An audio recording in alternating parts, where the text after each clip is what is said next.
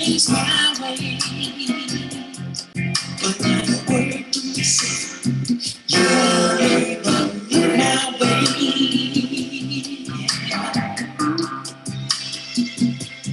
Girl, I'm spending my time, wasting my time, talking to my black and blue. Oh, can't you see? I wanna get next to you.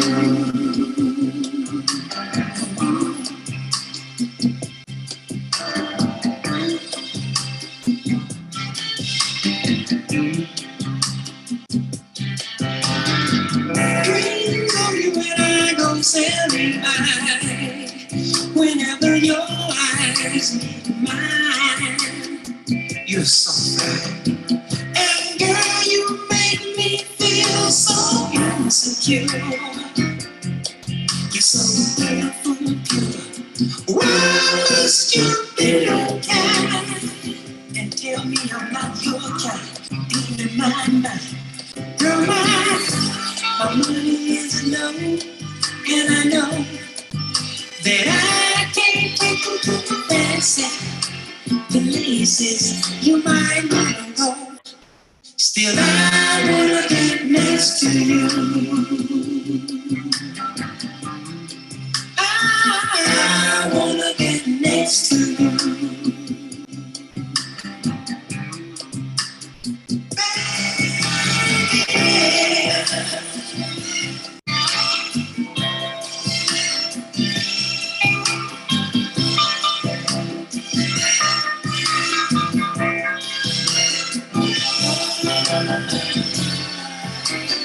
Oh, okay. I see what went wrong.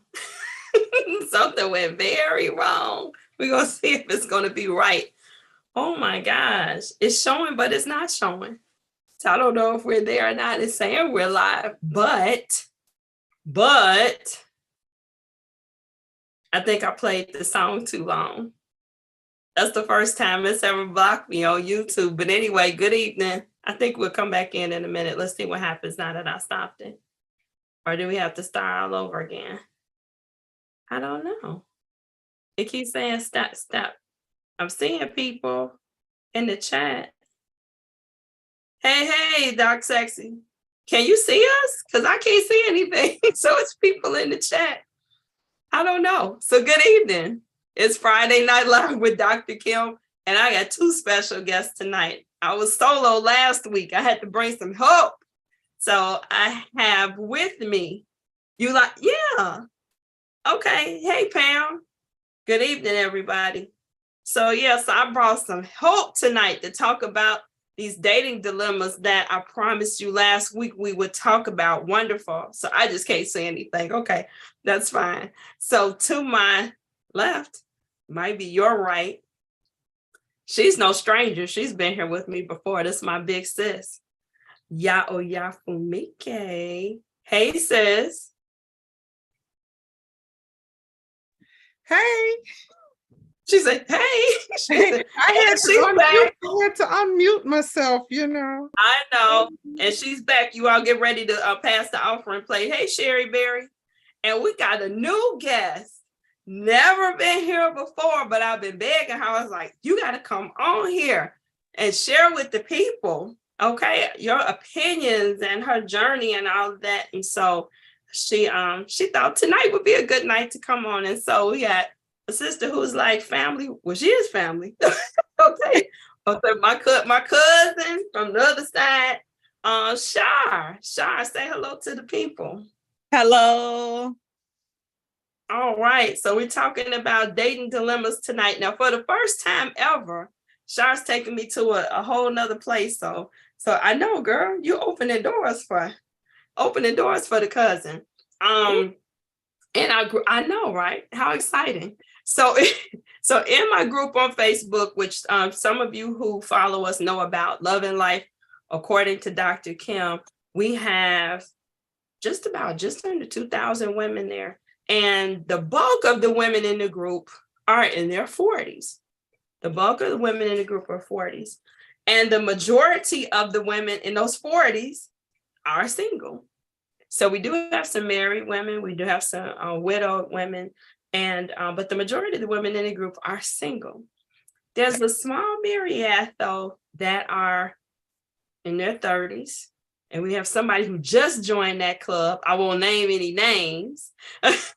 And so I thought it would be really great to hear where the overlaps are in the dating world, right? So we got 30s represented here, 50s, and other decades. I'll let people disclose which decades they are. So it could be the 40s. I have no shame. You can say it could be the 60s. Okay, so we got the 30s, we got the 50s, and we got the 60s. My 40s guest wasn't able to make it. And so what was interesting, hey, Rebecca.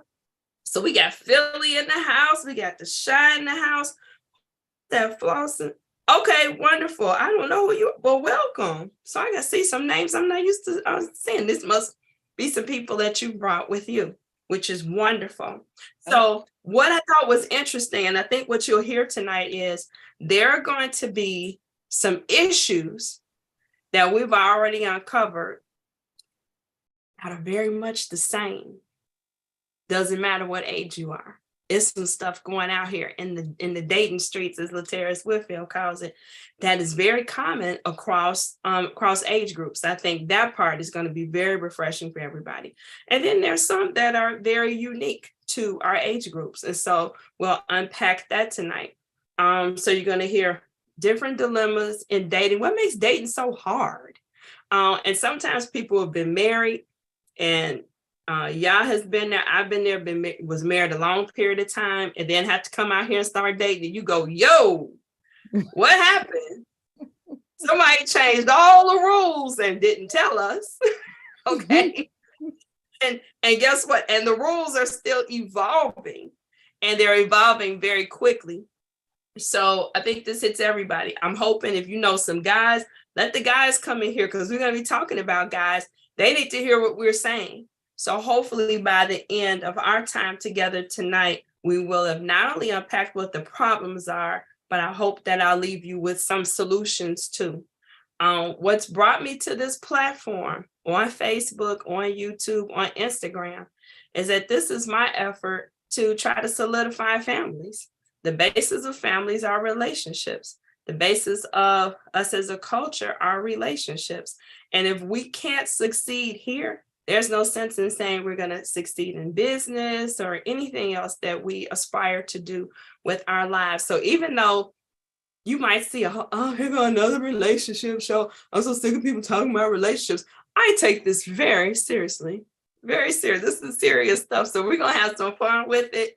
But you're going to learn something today. So I got to put my glasses on so I can talk about my statistics real fast. Char, don't be scared. It's still me. I just got to put my serious teacher glasses on for a minute. So 2022, didn't go far back. I had to get some numbers. I haven't done numbers for the last couple of weeks. But as of 2022, the average single person has access to a minimum of 2,000 potential partners. That's the pool that we're choosing from. 2,000 potential partners. If you figure in online dating, like actual dating apps, dating platforms, and when you figure in social media, it's even more than that. So you would think, if I got 2,000 folks to choose from, it should be easy. Statistics are showing that actually makes it harder. Now, why would that be harder? If you got 2,000 things, that's like going to the restaurant of life. Like everything you thought you want to eat, here it is, it's available. You can order it up. Why would that be hard? Talk to me. What is your thoughts? Why would that be hard? If you got 2,000, each of us. So just looking at the ladies here on the panel, we got 6,000 people to choose from. That's a lot. That's a lot of folks. So why is this hard?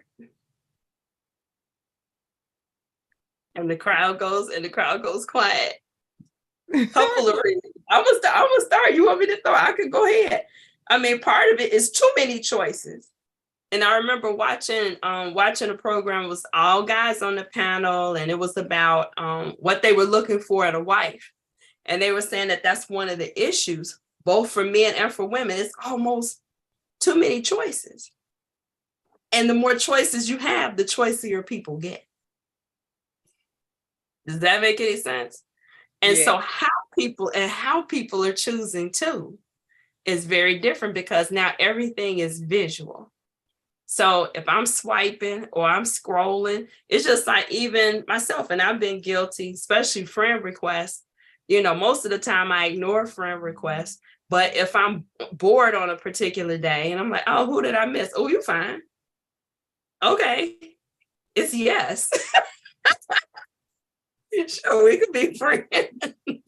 Now I will go look at the page. We're going to get into that a little bit later. I will go look at the page. Okay, make sure he's not a Republican. Or something like that. Or is he a misogynist? So I do try to look and see what they have on their page.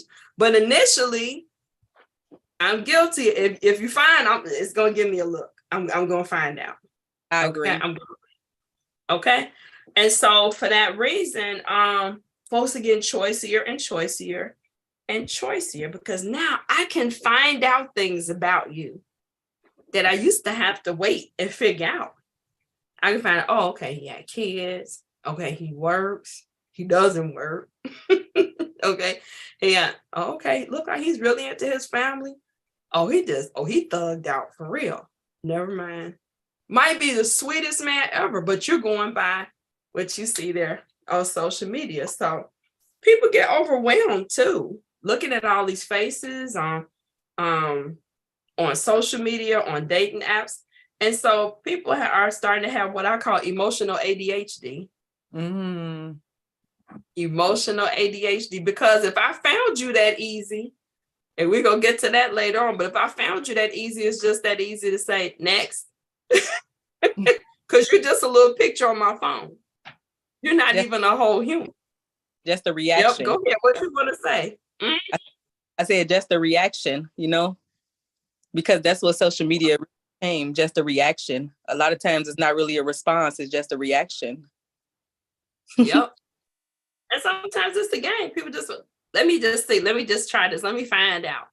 And you're like, oh, they're interested. No, I just want to see something. Next. Mm-hmm.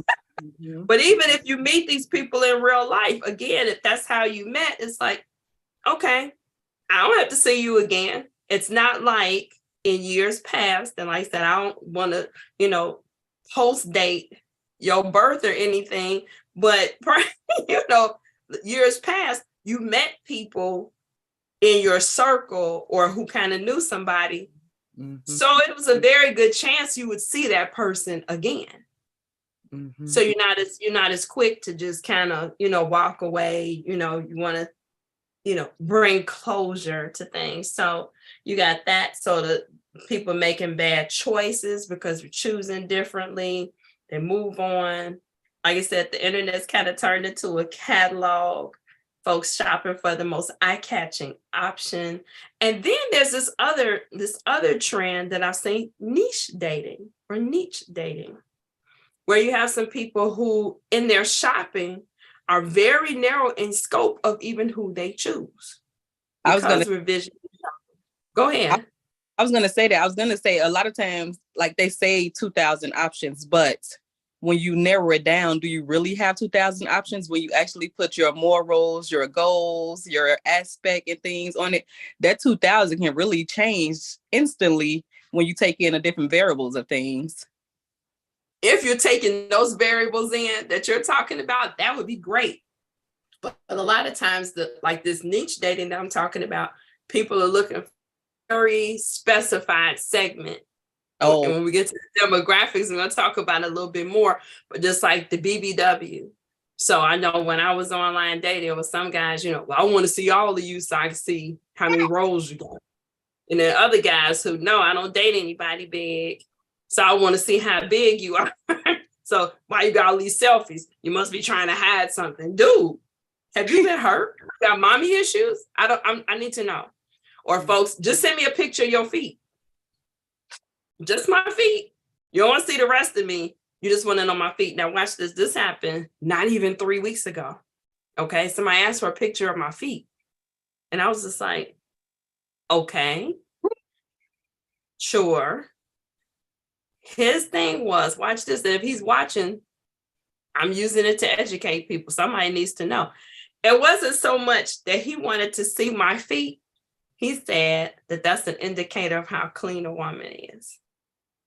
So he was scoping me up to try to figure out, was I going to be a possible sexual partner?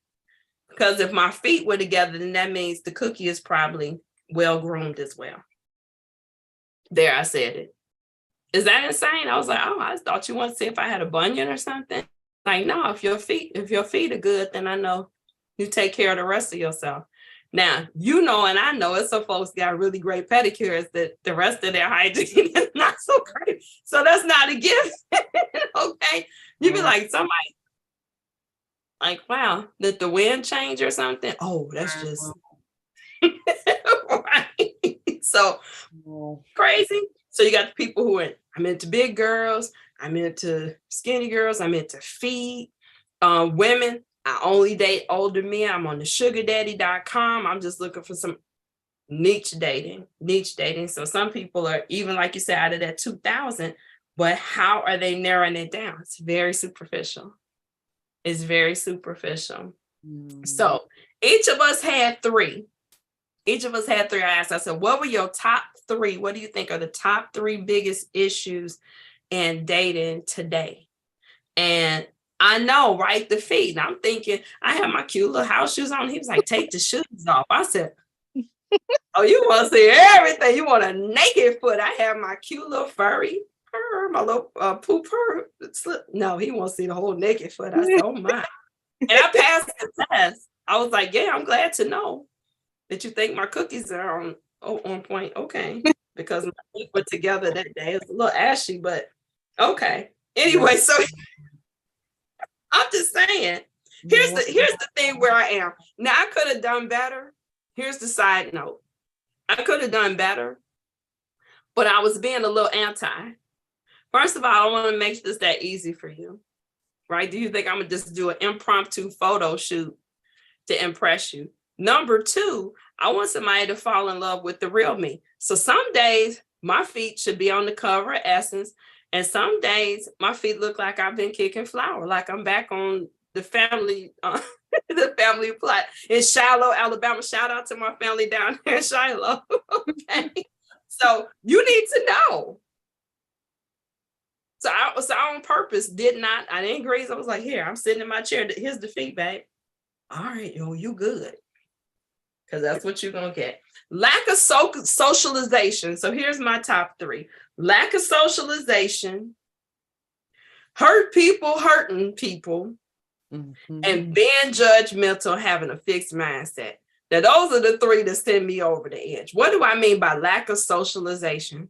As an early childhood professional, one of my goals in teaching young children was to teach them socialization. What is socialization, you might ask? I'm so glad you did. Okay. It's how do you act around other people?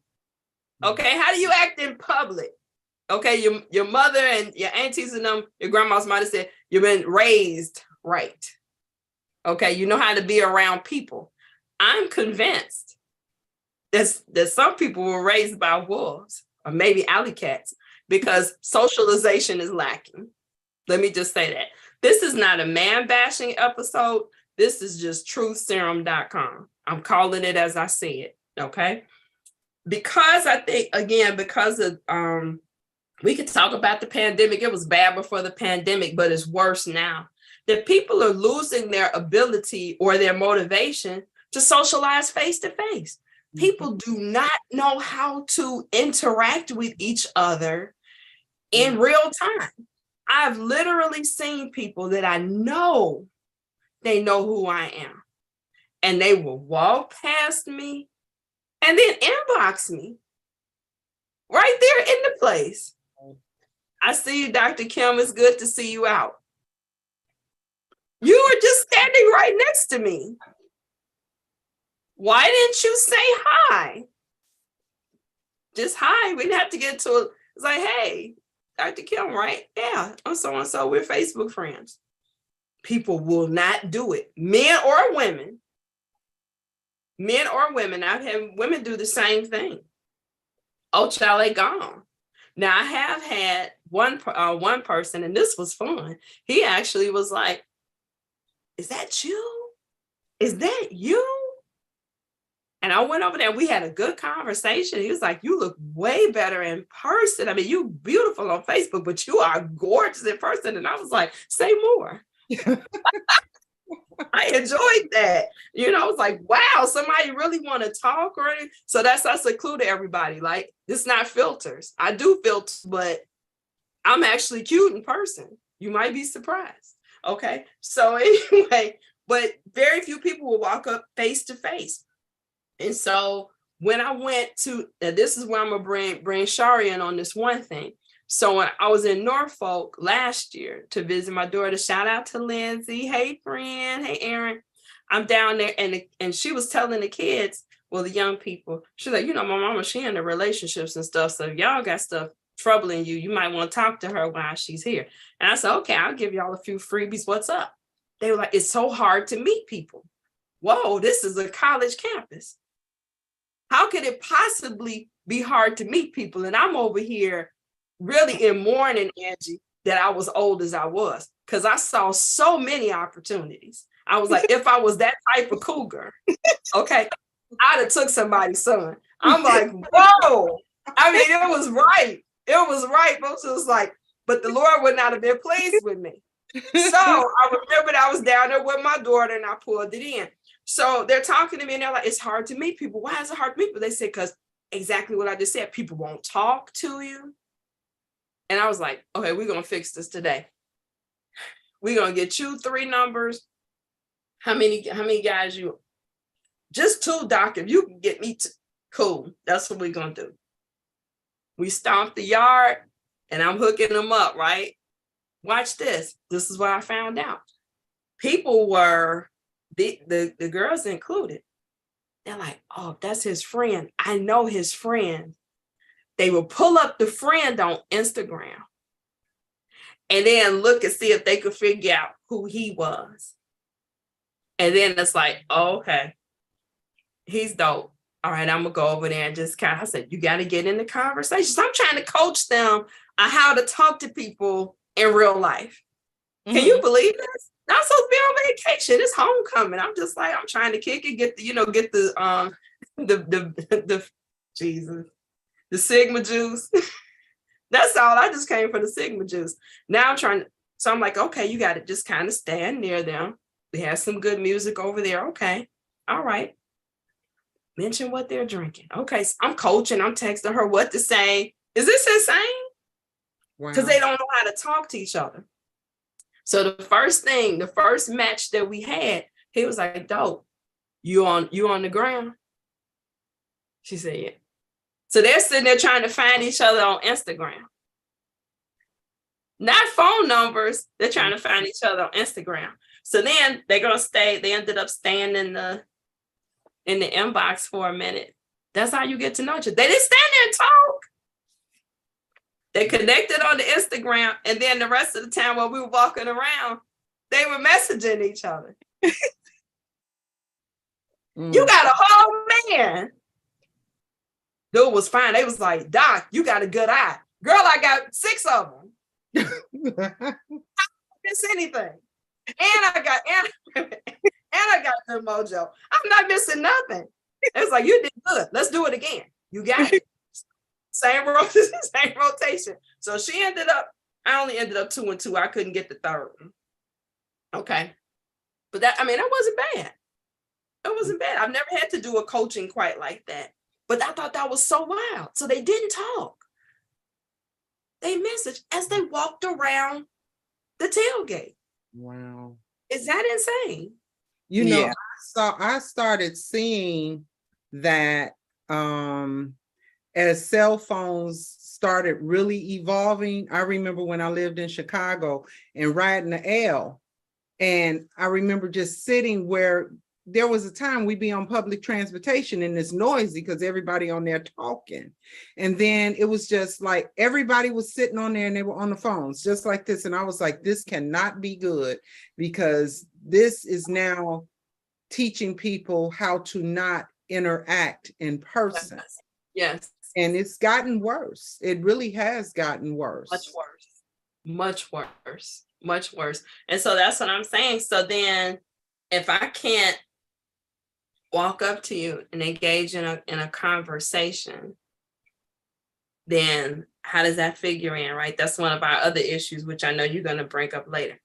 People don't know how to ask for a date. So this is all still part of lack of socialization. Okay. What you doing? All day. Breathing. Yeah. Taking a dump. Washing my dishes. Making a living. I mean, I don't know. What's the, and then you're too lazy to even ask me what I'm doing. Yeah, WYD. Oh my God. WYD. Oh Then my you God. copy and paste that at least 20 times That day, until somebody responds. the same day. Ain't nothing that get my ire more than an older man who hits me with a WYD. No, it's the I GM. know. Oh, don't take me to the gym. I got PTSD off of that from the last week. And a lowercase GM at that. Let me take a sip. I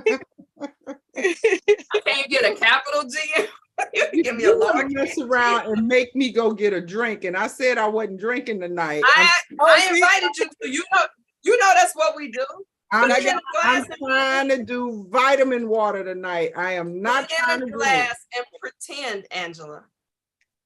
Put it in a vitamin glass water. and But girl, pretend. this seems like this is gonna be one of those conversations. Put it on ice because we just scratched the surface. We just scratched the surface. That's okay. Now wait a minute. You see that they talking about WY? That didn't I say the WYD? They gave you credit for that. That's fine. Anyway, y'all ain't listening. I'm like the preachers. Y'all ain't listening. But yeah, so it's like, what is that? So then here's the other one. So when I'm gonna see you, when you ask me on a date, when we gonna get together, when you ask me to go somewhere, When you set the date. a date. Don't know how to do that. So let's link up. What is that? Oh, you want to sit over here and suck up my heat and air and my electricity and try to rub on my booty and use my Netflix and probably try to get my password because you don't have an account. Don't start me.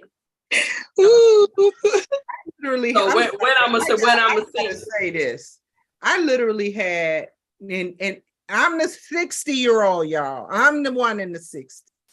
I had a brother in his 60s who literally said to me, because I think he was like 3 hours away from me, when you gonna invite me to Savannah? And I said, you're a grown ass man. What you need an invitation for? If you decide you want to come to Savannah, come to Savannah. Well, the only reason I will come is to see you. Then when you're ready to come see me, holler, let a girl know. And I want to come see. It's affirmative statements. It's like this question for a question. Right. This blows me. So, and you use the word, and we're going to come back to that word in a minute, intentions. I was just right? So have some intentionality about yourself. I want to see you. I'd like to see you. So how about I had to go through, and I hope he's watching, because I sent this individual the promo for the show. He said, "Uh-oh." I said, "Yep." So if you hear yourself, just say ouch. Because I'm letting it all out tonight. Because we're gonna learn. Somebody gonna learn something. So for over a year, this person, when I'm gonna see you, when you ask me for a date, when we going out on our date, when you make a date. So he asked me, and I said, I'm gonna go ahead and throw him one. I said, oh, I'm on vacation from this point to this point. Oh, okay. So he asked me out for New Year's. I said, well, actually, I have plans of going to see my son perform. Why don't you come with me? No response.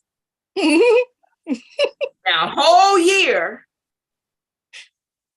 Every time I post something about being single on Facebook, here come back. You ain't got to be single. That's your choice. I've been trying to. When I'm gonna see you? When you make a date.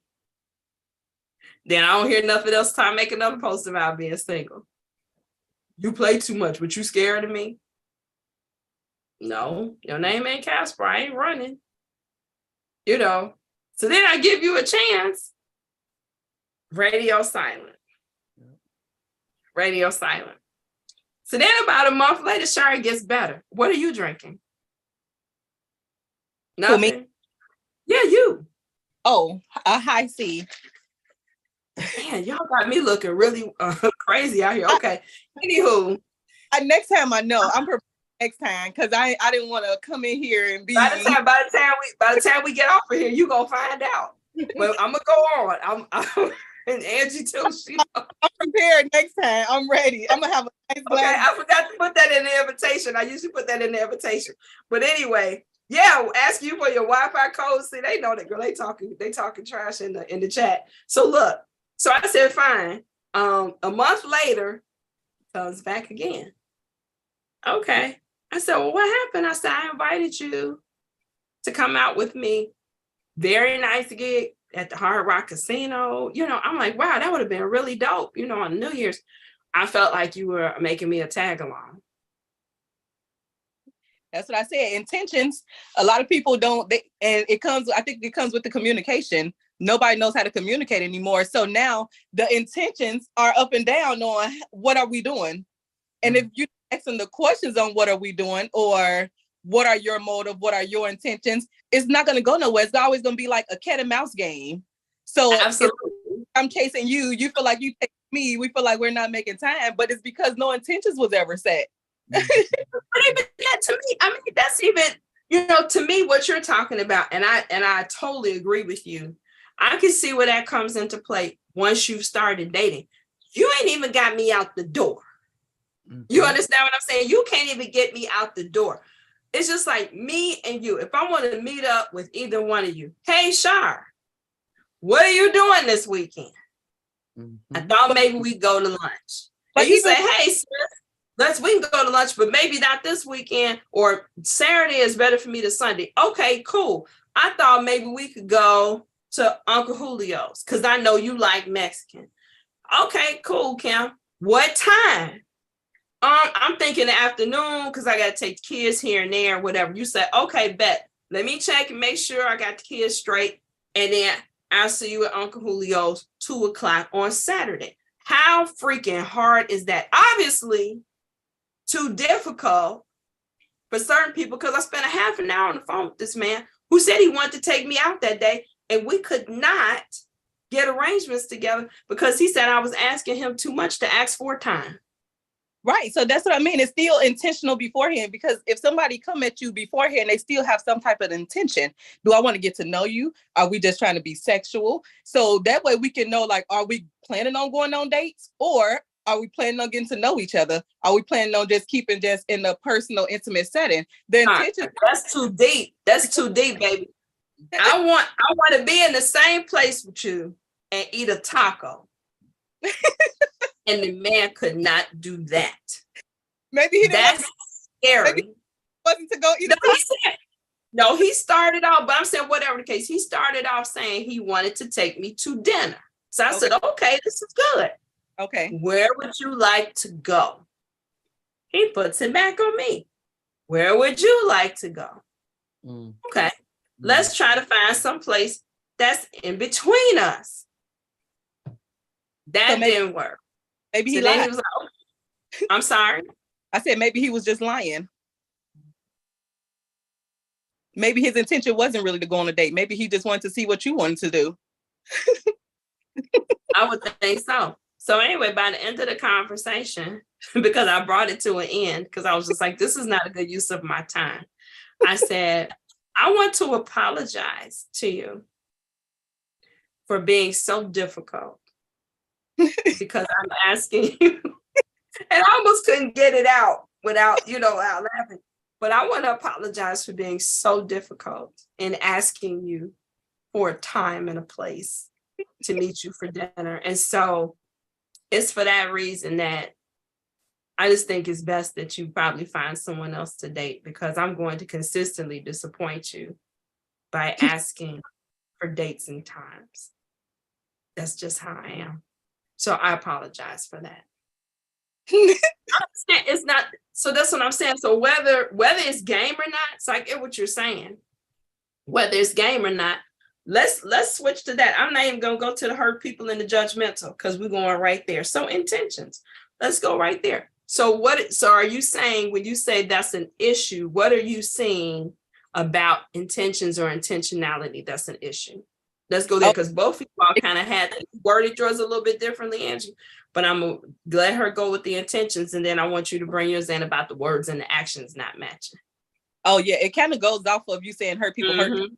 So a lot of times, intentional wise, it's like everybody want to get the next person before they get got.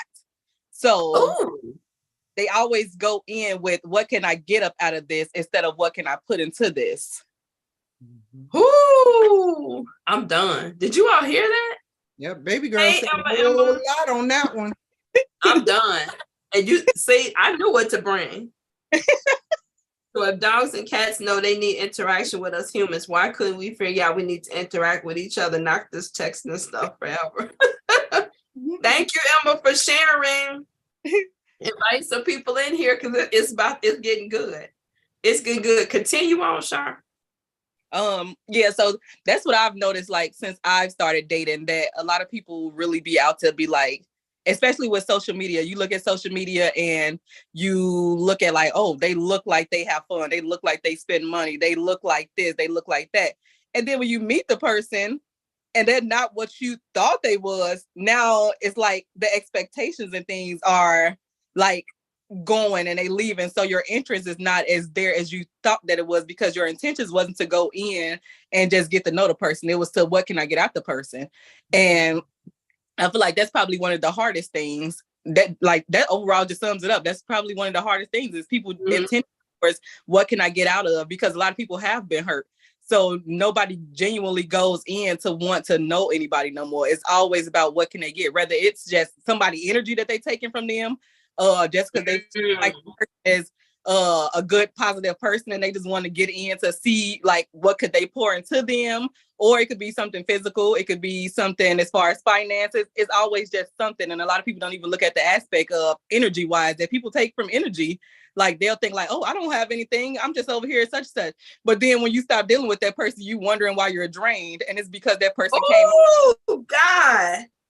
Because they took up vampires. They took all the energy. Jeez. Good. Hey, cuz, come on in here, Jackie. Do you hear this young queen? She breaking it down. She said folks just coming to get, and I've talked about that so much, dating and especially marriage. I said most people want to be in a relationship for what they can get, what somebody going, men and women, men and women, what somebody can do for me. What are you bringing to the table? I hate that saying, even though there's some merit to it. It's been bastardized and prostituted so much till I'm tired of hearing it. What do you bring to the table? Because people are not asking for, like you're saying, what are you bringing to the table so we can spread the table together and come up with a really great meal? It's what you're bringing to me. What am I going to get out of it? Yep. And can I get the most out of it right before my ticket run out? Nowadays, you having way more men ask this question than you even having women ask. Listen, yeah, what are you bringing to the table? Then when you say I am the table, they get mad. That part. It's literally, it's like, no, I am the table. Where did you come from? Your daddy helped. Your daddy helped, but I'm sorry, you wouldn't have been here without your mama. Boom.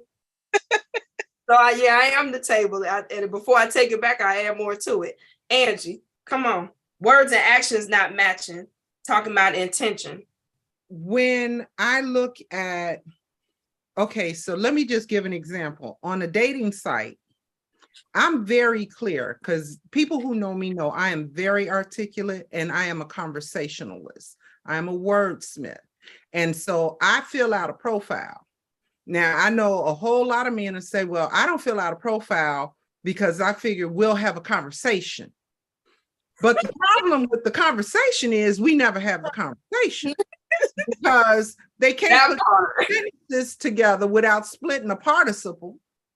And even if they did split a participle, my attitude is I'm just waiting on one complete sentence. I'm not even asking for two at this point. Give me one complete sentence with a thought in it, a valuable thought. The thought is subliminal. When all you can say to me is, oh, you're so beautiful. Oh, your pictures just blew me away. Listen. Oh, Read the profile. Because the profile is set to weed your weak ass out. And so now I gotta go back and look at the profile. How did you get the profile? Because see, I already know if you looked at it or not by just the few words that I've managed to squeeze out of your throat. And so then if I give you a chance, because I think you're pleasing to the eye and, you know, the ratchet in me might come up and just say, you know what? He looked like he'll be fun to just go out with. And then we get to what you really want. Mm-hmm. You know, your intention, when we sitting up here talking about intention, you're talking about, oh, I'm a man and I can sit and I can tell you, you know, I don't have no problem telling you what I'm looking for. I didn't ask you what you're looking for at least 5 times. And I'm still waiting. And you haven't said anything. But if we go out, then here you come. You want to blow my back out. That's all you want. Yep. That's all you want. And so I started telling men, if you're on, okay, Kim, how family friendly are we? Can I be an adult here? Oh, please do. Okay. So my thing is, I should be in the bed. Mute. Hey, but maybe Sharon needs to mute. Yeah, because if this is not for children, I have to tell men. Okay, say it like you said. If your sole purpose of trying to connect with me is because you want to smash the box, say that. Give me the option of saying, that's all I want you for too. Exactly. Because guess what? I have had in my dating time what I call a maintenance man position, you know, and I've had applicants. Everybody's application don't make it, but there was one whose what's the application for? Let's be clear. What is okay? So you got the application the maintenance man for the applicant. Maintenance man. Okay. Okay. You don't have to lie to me. You don't have to act like you want or are interested in more than that. And that was this particular brother's role, to be the maintenance man. Now that may not sound good because we got a lot of little church, we got church women and all of that. And I ain't trying to mess with none of your religion. Okay. I'm 60 plus. My attitude is, hey, I done been through all of it. Okay. I don't have to do that. That's not where I sit. Mm-hmm. But, you know, be honest. They're not even being honest. I had one who was honest. And so, you know, he said, okay, since we being grown, I just want to bang the box. Okay, application denied. Because he said just like that, though. Yeah, that's exactly what he said. I just want to bang the box. I like the fact that he was honest. He got denied because I wasn't ready to have the box banged. That's all. It was simple as that. Now, you weren't ready to have it banged, period, about him. I wasn't ready to have it banged by him. I'm just saying clarity is everything. Yeah, you know, and so it's now, had he tried to have a conversation, he couldn't even have a conversation. So that's what I'm saying. You know, these are my issues. Don't sit and act like you're really interested in me when the only thing you want is what's between my legs. You know, there's some men that I have met, and the only thing I want from them is what's between their legs too. I don't know why women act like we can't say these things. You know, we like sex as much as they do. Let's just keep it real about it. Maybe more. And maybe more. Maybe more. That sounds like a topic for another day. Okay. We've been there before, but it might be time to go there again. But the thing is don't sit and talk about, oh, I'm looking for a woman I can build with, and I can do this and I can do that, because I know I'm a badass. You know, I was in a marriage for 36 years.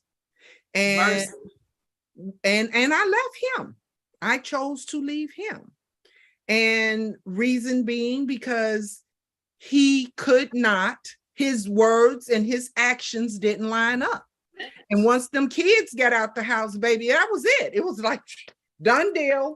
This is all, I'm good. Deuces. Now he realizes the error of his ways, but no, he still ain't building. He still can't keep his word. You know. So I think what we have to do when the words and the actions aren't matching up. You got to believe. I tell people, here's what I tell them. I said, I see you with my ears, and I hear you with my eyes. Yep. You know? And so that flies like jets over a lot of their heads. But the right one gets it. I'm talking to here's the thing. I would posit the right one. You don't have to do all that quarterbacking. You sure don't. You sure don't. Do all that quarterbacking. There's like right now, there's a brother that I am talking to, and you know, there was always the running joke, you know, you got to be able to speak Angie. You know, everybody can't speak Angie. This brother didn't know me from nobody, and he came through the door speaking Angie. Same. And he's doing a magnificent job, you know. And so, you know, hey, we, you know, yeah.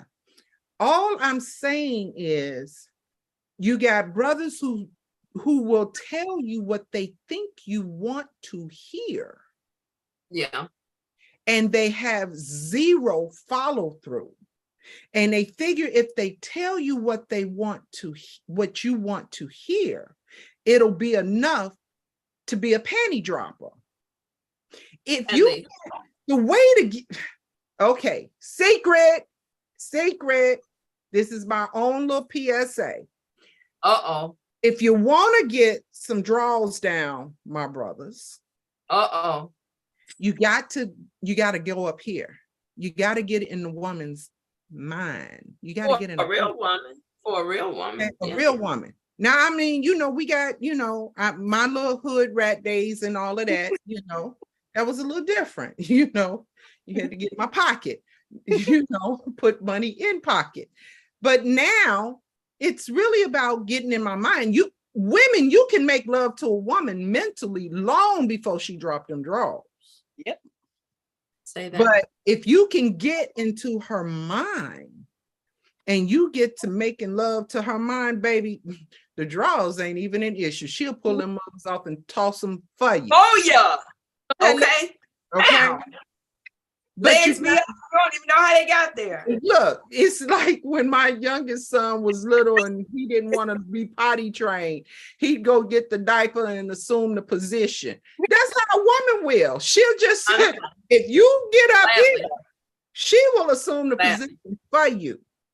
You know, and bring you a time and turn it up and curl your toes. But that takes work. That takes intention. It's as simple as a conversation. It takes intention. That takes time. Yeah. WYD or WYD mofo ain't trying to have a conversation. No. And that's what I'm saying. I think we waste a lot of time. Yeah. When people are showing us who they are. And it was, well, he probably stressed out this week. It's a lot going on in his job. Mm-mm. Oh, he was still hurt from the last relationship. So, you know, he a little scared. WYD is a lazy ass. Goodbye. Mm-hmm. I'm not going to entertain it. Mm-hmm. What you doing? Where you? No. So I'm just saying a lot of heartache. We're not going to do it. I'm telling the brothers the same thing. If you're extending yourself and she's giving you one word answers, or every time you try to actually make a date, because I do know men that know how to ask women out on dates, and let me see. That's an answer. I don't really want to be bothered with you. Move on. but we give people 100 chances. We put the bat in their hand. They keep swinging at us, and then we get mad. I can't believe these people out here. It's a messed up people out here. But here's the thing. It's like, who wouldn't want to be with you? I'll try. And if you let me, why wouldn't I? Okay, it's just like going, the car show just left Chicago. People used to love to go to the car show because you can sit and touch cars that you can't even afford. It's the people out here dating like that at the car show. Well, I'm going to open the door and I'm going to have a seat. Let me find out. Now, you answer back. Okay, let me see, as Shar said, what I can get out of this. Let me see how far I can ride this ride.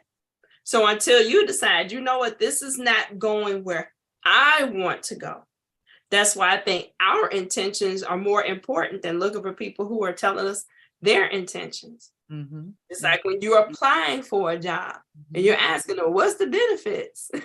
Mm-hmm. So if you've ever been in a job search and there's some even jobs that are lazy about calling people back, you're like, well, dang, I sent my resume. Haven't heard anything. They said they had a position open. I can't tell. You may follow up and call. Hey, I see the position is still being advertised. Are you still looking for somebody? They're like, yeah, don't call us. We'll call you. Oh, okay. So we have sense in those cases to keep our resume going. Okay. Send it to somebody else. I don't even think I want to work there if they called me. Mm-hmm. Mm-hmm. I don't like your attitude. Mm-hmm. You obviously don't know who I am.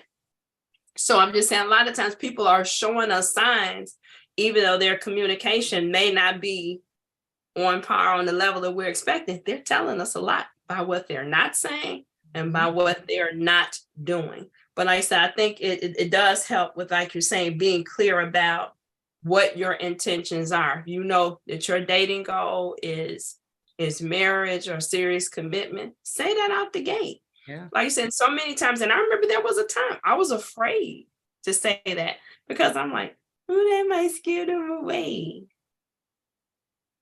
But if that's ultimately what I want, why waste his time? Why waste my time? I know that's what I want. And then 9-10 months in, you find out it was a story like that when it was on GCI this morning. And I very rarely even listen to the radio. Okay. And so it was on, and this girl, she was with the guy. They've been together 2 years. 2 years. She says, great relationship. They get along, they travel, all of their social obligations they do together. They have a home, beautiful relationship. But he doesn't want to get married. He told her this at the beginning. He didn't believe in marriage because for him, his past said that marriage messes up things. He never saw a successful marriage. So he's like, I don't want to be married. She figures, like a lot of women do, She can change. he was just hurt, right? And he gonna fall so in love with me, he's gonna want to marry me at some point. I just need to treat him right. He just hasn't been treated right, blah, blah, blah, blah. If that man tells you he has no desire to be married, believe him. Yep. Now, you have some folks that'll be a little bit gentler and say, I could consider it. I'm not looking for marriage, but I could see myself married at some point. You might gamble on them, but it's a gamble. Okay. And acknowledge that it's a gamble and say, you know what? I think this person may be worth the risk. I'm gonna put my money on black and see what happens. But if somebody is telling you, I don't do marriage, I'm allergic to marriage ain't good for my soul, I don't care what tricks you got. Boo. Yeah. You ain't gonna trick them into taking you across the altar. It's not gonna happen. So that's what this girl is like. What do I do? Like, I love him, but I want to be married. I want to be wifed up. And you know what most of the people told her? You need to leave. Exactly. Yeah. Yeah. You need to go. You can't change. Look, you can't change nothing but a diaper. I keep trying to tell people that's it. That's all you got. That's all you got. A chance of changing. I'm wondering if that's an acculturation with women, because it seems like women have always had somewhere in them where they felt that they could change somebody, you know? And that is definitely something that as women, we got to get out of. The only thing you can, like you said, a diaper or yourself. That's the only thing you have control over. And think about how hard that is. Yeah. Think about how hard it is to change yourself when you make up your mind and say, you know what, I need to do different. That's a struggle. Yeah. So how in the hell you think you're going to change another human being? Go ahead, baby girl. Yeah, I don't even think as women that we really expect that we really think we're gonna change them. I really think we just hold on to hope versus we just hope that they're gonna change. We don't think that we're gonna change them or that they're gonna change. We just hope that they do. And I think it's supposed to think they're gonna change. Culturally raised to find a man and sit down and just pretty much accept a lot of things. And when we do that, we just hold on to hope and faith that things is going to change. Not that we think that we're going to change them. I think we realize that we can't change anybody, but we hope that they will change. Now watch this. People say it out their mouth. No, I can change him. Oh. Like you're saying, Kim, you know, they sit and they think if I love him right, if I love him this way, and if I do that this way, that he'll change. He will change. And it really isn't predicated on what you do. He has to want it, you know, and I'm speaking this ain't nothing that I got out of textbooks. I was, like I said, I was with my husband I was married to him for 36 years. And I knew the day I married him, and I married young, and my spirit said to me, you know, he don't love you like that. And I said to my spirit, like I'm talking to you all, I know he don't. But I can love him enough because I grew up in the church, and the church was saying love covers a multitude of sins and what love is and all of that. And I was like, I will love this man and I will show him that I am his girl. And back then I was into that word, I'm his ride or die. I am not a ride or die no more. All that. Who trying to die? Yeah, why I gotta die to be I gotta die. You know, but I literally thought as a young girl, you know, that I could love him enough that it would change him. And I thought my love would change him. And the truth of the matter was, it didn't. Mm-hmm. What we did is we had children early in our marriage. And so now you got children with children. And neither one of us wanted to leave because we didn't want the children raised in a broken home. I don't know how wise it was to stay in that marriage as long as I did with those children. When you talk to those children now, you know, but I did at that point think I could change him because I thought that if I did this, that, and the other, he would change. Not an if then, right? It's not an if then. But here's the thing. You can, I do believe this, and we talked about feminine energy was about a month or so ago. I do believe that a woman can influence or inspire a man to change. That's the word. That's the word. Yeah. But you can't make nobody change. And what we'll do is we will pick certain characteristics and say, you know what? If he just changed that, he'd be the perfect individual. And so when I'm counseling people and I see Doc Sexy, that's my nickname for her, but Dr. Tillman in the chat, as she's counseling couples, and I said I've counseled couples, my challenge to them is whatever that thing is about them that bugs you, if that never changes, can you marry them? Now, if you can really say, I can live with that, then go ahead. But if you know that grinds your gears and every day you get up, you're going to look over at that person and be like, oh, damn, you still here. then don't do it. Especially if it's a character trait. So earlier, Shar, you were talking about the different things that we should be looking for in a relationship. Oh, we have common values. We have some, maybe some things, recreational things that we have in common. We both have a drive to succeed, whatever. Those are character traits. Those have very little chance of changing, especially you're talking about a fully formed adult. Because that's who you are. That's who you've been your whole life. Habits can be changed a little bit easier. So let's just say somebody's kind of sloppy. They can learn to be neat. It's gonna take a while to form that new habit. But if you're a liar, baby, you're a liar. That's who you are. Yep. Okay. If you're selfish, you're just selfish. Yeah. Okay. That's not going to change. That's character. That's the mechanics of who that person is. But habits can be changed. And so I'll just say this, that I said, you can inspire a man. I've seen many men change because of the love of a woman, but it was his decision to do so because he wanted that woman. He said, I know I need to step up. I need to pull up the best in me to secure my place in her life. But that wasn't her holding pantyhose in front of his face, holding the cookies in front of his face, or cooking for him a certain way.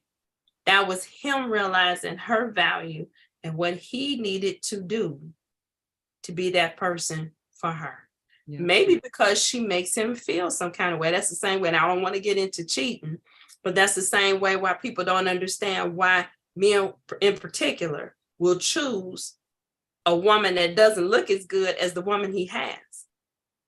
It's not about how that woman looks. It's not about how she's built. It's how that woman makes him feel about himself.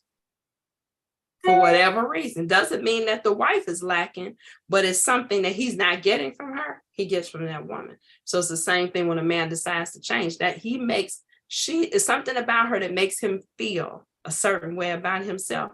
Right. And he'll change. But it ain't nothing you can do. Okay.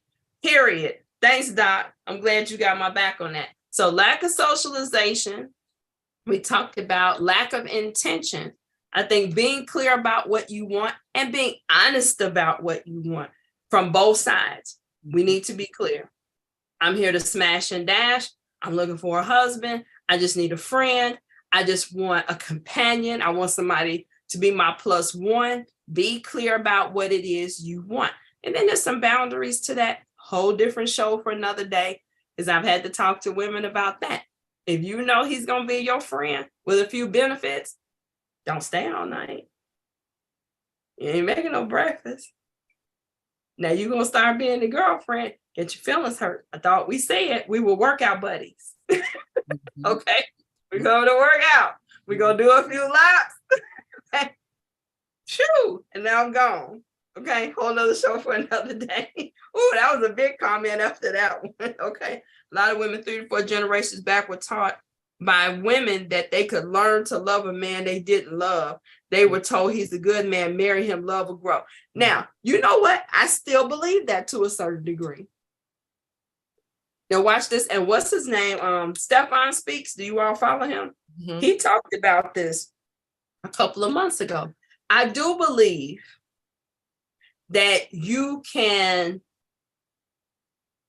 start with, I want to make sure I say this right so somebody don't come for me. I do believe that you can be with a person that you don't necessarily love. A woman can be with a man she doesn't necessarily love, but who loves her. I do believe that a woman can grow to love a man in a way that a man can't. Either a man loves you from the beginning or he doesn't. But I think a woman can grow to love a man, particularly if he loves on her.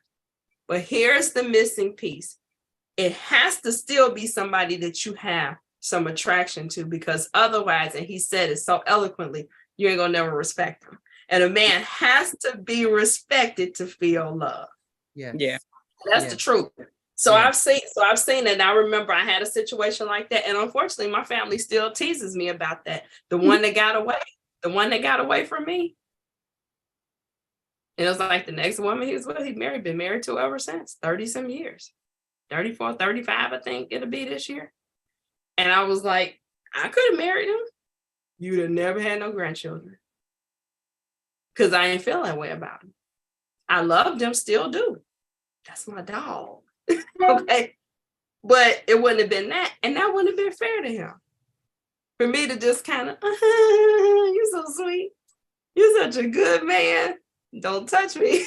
What kind of marriage is that? But people do it. Rebecca, people do it, have done it, because it's still, you got a good home. What? You're going to have these great kids. And it looks wonderful from the outside. And you got two miserable people probably end up cheating on each other because I'm going to give it to the person I should have got instead of getting with you, which was the village's choice. So never mind. Lack of socialization. We talked a little bit about hurt people. What about these fixed opinions? That gets on my nerves. And then we're going to go to your second one. Fixed opinions. I'm tired of meeting judgmental people. And part of that is from the hurt. So when I say judgmental, some of that comes from the conclusions that people draw looking at your profile on a dating website or even on social media. Oh, she's a professional woman. So you know, them professional women, they don't know how to take care of no man. That's why she's single. She's so independent. She don't need a man. I can't tell you how many people have that impression of me. And Angie, having hung out with me for a few years, no, I'm the total opposite of that. When people are like, she don't have no time for a man. She don't need a man. She got to own this. She got to own that. And who was that? My unicorn angel. Hey, unicorn angel. He said it so eloquently on one of his shows. A woman is a woman. I don't care how many zeros she got in her assets. I don't care what she has in her portfolio. A woman is a woman. Mm-hmm. And the things she wants from a man, you can't order off Amazon. Ask me how I know. Okay. Okay. So for you to look at a woman and think, oh, because she's got her own thing, or she's accomplished, or she's educated, or she's well-traveled, that she doesn't need someone, is baloney. Also, a woman who is very opinionated doesn't mean she's mean, doesn't mean she's angry. It means she's using the full faculties that God gave her. Mm-hmm. Mm-hmm. And she shouldn't have to hide that for you to be okay. Single mothers. I remember when my children were younger, and I was hoping you could say something about that. That people have this impression that somebody take care of your kids. You look at somebody be a stepfather. No, I'm not. That's a good one. Now, go ahead. You want to talk about it? Yeah, that's a good one. Add. You know, I just recently got out of my 13-year relationship. And before I decided, like once I started telling people that I was leaving my relationship or that I got out of the relationship, a lot of people was like, well, what about you and the kids? And what about how you're going to handle bills? And it's like, just because I have 3 kids and I'm single does not mean that I need a man to validate or take care of me. I can still stand financially on my own. And I think a lot of people like have that fear of being able to be stable on their own, that they feel like they have to have a man. And that's why you stay, right? Yeah. So like I said, whether it's a dating relationship or a marriage, you'll stay because, well, it's better than having to do this by myself. Mm-hmm. So you'll stay somewhere toxic, might not be abusive, but toxic. And like Angie was saying, and that's something I wondered and I've told people, I think it is better for kids to see 2 healthy parents co-parent than to see this dysfunction up close and personal. I don't know if you can ever undo that, but that was the proverbial wisdom, in our generation. You stay together for the kids. You provide this, this stable home. And so it's a stable address. I don't know how stable a home is, but it's a stable address, But people would be kind of apprehensive about dating me because she got 3. she got 3 kids. And then for those who know me, I've been married twice. So my kids were mismatched. So it's like, oh, that one's this and that. And she, like I'm a whole, oh, she been out there. She got some miles on her. So you don't even know my story. Mm-hmm. But they just see that and it's like, I'm gonna run. I'm not asking you to pick up McDonald's for my kids before we go out. Okay. I'm fed my kids. Okay. So there's this whole, this whole thing. Men have different ideas about, like I said, single mothers, women who are, women who are independent. What's some other examples I've had that men are kind of thrown in my face? Oh, women in their 50s. There was a man, I saw it today, had a whole video out. And he said, don't deal with women in their 30s. Don't deal with women in their 40s. Don't deal with women in their 50s. And the women's in their 60s are a trip too. You need to go find you a girl. And he was like in his late 40s. I'm going to find it and send it to you all. And he said, you need to find a woman like in her late 20s, maybe who's only had one relationship. So she ain't been ran down and she's not totally clouded about relationships. But these women, they done had 15 to 20 relationships. They've been dogged out and they hurt and they think every man out to hurt them and they got all these issues and they don't know how to love nobody. So let them stay to themselves. Go find you a young girl that's only had one relationship. And his old ass got to worry about that young girl popping a baby on his old ass. I'm like, listen, and it sounds like he want to mold her. He don't want a woman with experience. Exactly. That's exactly it. I mean, I've had guys that will date me and literally ask me if I can still make babies. They're coming for an older woman because they don't want nobody that can pop a baby on. Okay. And don't realize that older women have what they call menopause babies. Yeah. Okay. So, I mean, you've got all of these preconceived notions. And the thing is, I just keep telling people, show up as yourself.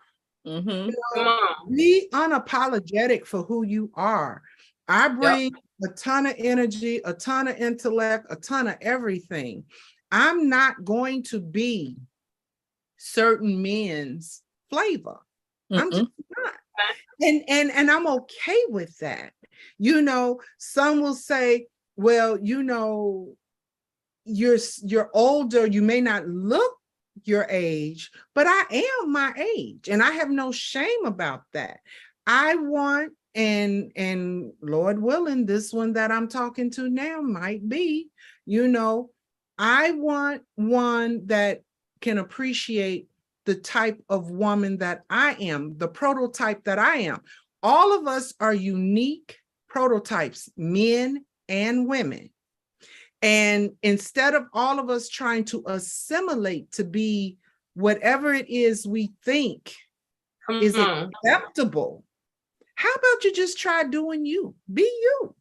Just be that's too hard. that unique you that you are. Every tulip is not the same. Every tree is not the same. Every star is not the same. They all shine, they all grow, they all look beautiful and all of that, but everyone is different. Just be you. But it takes work to get comfortable with who you are. That part, I was about to say, but that takes time and that takes work. That takes intention. Intention. Who am I really? Because think about it, and this is a joke, right? And damn, I didn't realize you was in the P to the K. My sugar's in there. Going back to her point and then bring it forward. Yes, I was taught that. You choose the one that loves you. You choose the one that wants you, and you'll learn to love them.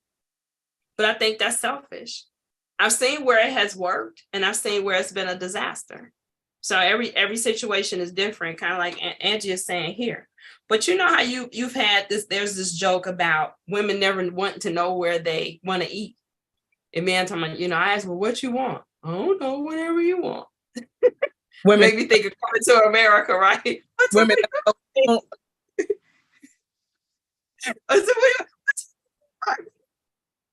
you know, but honestly, so much of that is women not wanting to say the wrong thing, mm-hmm.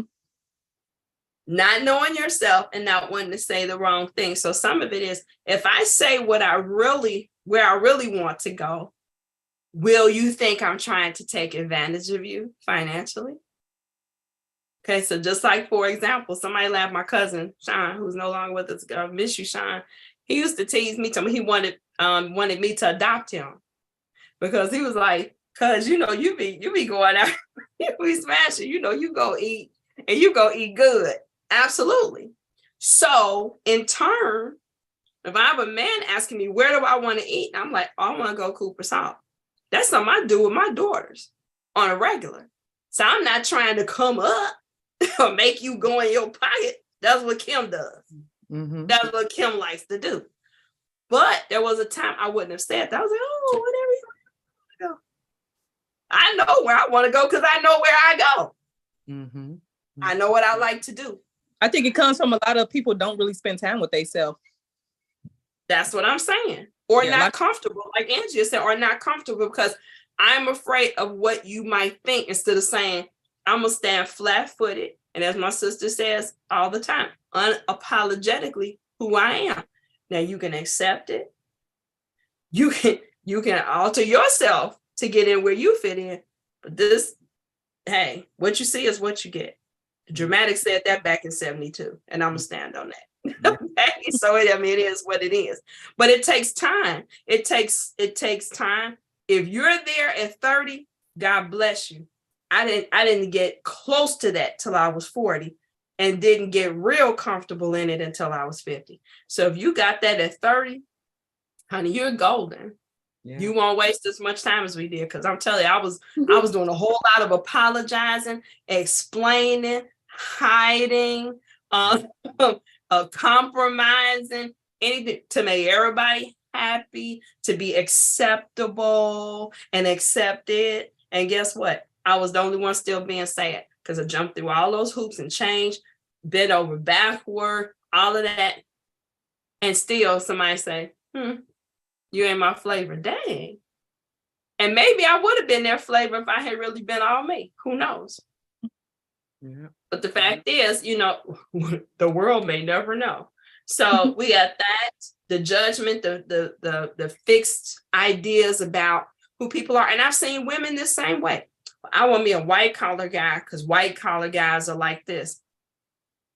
There's no such thing as you looking at somebody's profession and thinking you know how they are. That again is like the biggest shock when people get to know me in real life. Not what you see on Facebook. I'm a straight clown. I'm country fabulous. I don't say ghetto fab. I'm country fabulous. I don't believe in shoes. I'm barefoot now. I think it's a problem. I'm thinking, okay, on my little fur rug down here, fur. Okay. Yep. I think we came here barefooted. Why I got to wear shoes? Yeah. I need somebody to explain it to me. Okay. But I'm at my happiest in my kitchen, talking to the people I love.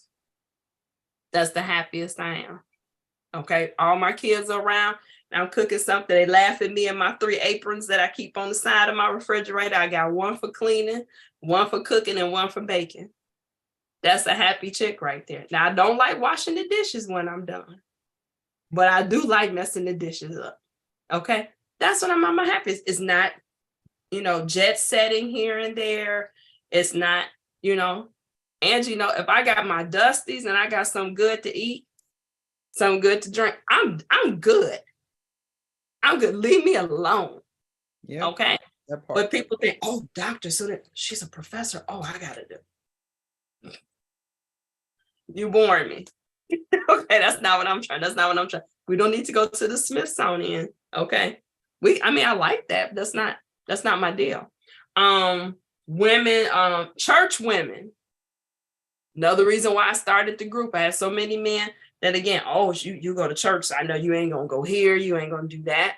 Now I know it was somebody that was supposed to join us tonight, and she was kind of upset about that. Men who don't respect a woman who says she has morals and character and she's not out there like that, again, those aren't your people. Because there are plenty of men that will respect that and understand that. And it's not always the men in the church. Mm-hmm. Let me say that. Don't think I'm going to join this church and I'm going to find me a good church man who's now going to try to flip me upside down before he bags it. Okay? Don't get fooled. That's not a given. Likewise, don't think like said you find these, I'm looking for a wife. There's a whole lot of folks looking for a wife ain't trying to be a husband. Say less. Let me move on. What did they say down here in the chat? If you stick to your guns, you can marry someone's son and have what you deserve. Now, be careful with that because I'm going back on the yard next week. Don't say somebody's son. You need to be a little bit more specific. They show up in graduation and shock their mama. I'll show up with them. Lord, don't let me stop. Listen, I'm just saying. Speak the truth, honey. Just speak the truth. You know, at the end of the day, all of somebody's son, whether they old, somebody's son. I just don't want to give my kids a heart attack. Well, your kids know who you are. I don't want to give my kids a heart attack. Okay. Your kids know who you are. Yeah, but have they accepted it? Well, but that's there. You know what? My kids when I started back dating, that was the hard part for my kid. Oh, yeah. You know, and I think my oldest one still struggles with it, and he's 41. You know, the two younger ones handle it. They're in their 30s and they handle it a lot better. But at the end of the day, like I told them all, you know, how you think you got here? You know, mama was flying spry back then. What, you thought she was going to lose that because she's up in age now? Okay. Maybe more so now because I don't have any children.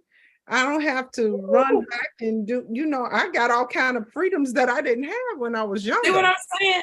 And wait a minute, and we on this live on a Friday night. Let's hurry up. We got lives to live. Girl, Hold yeah, on. I got something to do. I got callbacks. That's what I'm saying. I got callbacks. Anyway, Sharp Talk. I'm over here. I ain't got no callbacks, no nothing. My daughter literally said to me a couple of weeks ago, how is it my mother in her 60s got more action than me and I'm 35? More action. And I told her, I said, the only thing I can say to that baby is you did not follow the playbook your mama wrote. Here's the thing. I'll say this, and I remember saying this to my kids as they were coming into that even when they were teenagers, I was like, you better go on. I said, you got the power. You don't even know how to use it. Yeah. And that's what it is. It's like when you really for real figure out who you are. Yep. It comes, and I'm gonna talk about that at the end. Don't take me to the end of the show. We're gonna get that on. Okay. All right. Getting back in. Also, another challenge, getting back in the mix after a breakup. Let's talk about communication. And we hear that so much. And I saw Dr. Tillman mention that in the chat. When we're saying that communication is a challenge in dating, let's unpack that. What are we saying? What is it about communication that is difficult? Who wants to take a stab at it first? What makes communication hard in dating? I think it's because one, people, I think I said it earlier, people say what they think you want to hear versus what needs to be said, or just being true about who they are. The other piece is what you were saying, if I say a certain something, it's going to turn them off. The other, mm-hmm. You know, and that's men or women, you know, and we live in such a dismissive culture now. Our, you know, social media is just, it's so dismissive. You know, we've lost that personal touch. It's as easy as hit a button, block. You know, Yep. If you're on a dating site, it's what are you doing? Swooping. it's just dismissive, and you're dismissing for a myriad of things. And sometimes it's just petty, to be honest. Sometimes You little know, enough. So I think that that's a big part of communication, because communication, again, people are so loose with their words. I know I'm always saying life and death is in the power of the tongue, you know, and they'll be so loose, and you're dealing with so much craziness out here. And a lot of the times what you're dealing with is because you were loose with your words, or the person you were talking to was really loose with their words. There, again, we keep going back to that one word, intentionality.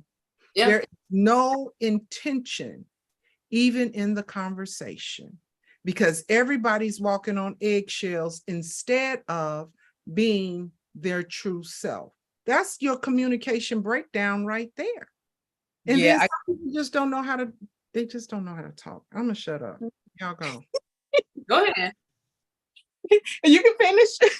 No, I'm finished. I'm finished. Yeah, I gotta agree with that, because one of my questions I always ask whenever somebody tries to show interest, I always ask, what draws you to me? And from that question, I can tell where it's gonna go, because either they'll shy away, or they'll shy away like simply and be like, oh, like you cute. You don't think somebody will be attracted to you? And it's like, that's not just what drew you to me though. You don't have anything else. Like, you see my social media, so only the attraction as far as you seeing me drew you to me. So I kind of like, when you say communication, that's one of my like initial questions that I will ask to start off, to see how are they willing to communicate. And from there on, it lets me know like, yep, this is not going to go far. Or, okay, and you like my personality. Okay, what do you like about my personality? I like your personality too. Now we have something that we can communicate about. But for the most part, I don't think a lot of people really even know what really draws them to the next person, besides just the physical attraction. Yep. Mhm. Yep. Yeah. But even like I said, even if you could say something about that, but me, it's just okay. You have such a pretty smile. My daddy told me that the day I was born. And Yeah. Exactly. So they don't I realize. woke up knowing that. Now watch this, and I don't want to get into colorism. Okay, but colorism plays a part in it. Okay. And like I said, and we're talking about physical perception and weight. When I was heavier, I got a lot of messages like that. Like, do you know that you're a pretty girl? Every day I wake up, I ain't had no concerns about that. Never had a shortage of compliments. But people will think, if I throw her a bone, she should be happy I'm throwing her a bone. Mm-hmm. You know what I'm saying? Mm-hmm. Same thing. You got that rich fudge girl. So she ain't used to nobody saying to her because she, she a little darker. Yeah. Really, sir? That's one of the, that's I'm good. Thing that really like draws me, by saying, oh, you're so pretty and chocolate. Like I've been told this. You're a pretty black girl. Ooh, I mean, see what I'm saying? And so you're supposed to be happy with that. And so again, it's easy picking, because no, not at all. You got it all wrong. Look at Angie. Angie's up there like, it's true. Because it's, I guess for me, it's just, I understand that men can be visual. I understand. Heck, I might be visual. I gotta have something that initially attracts me to you. Absolutely.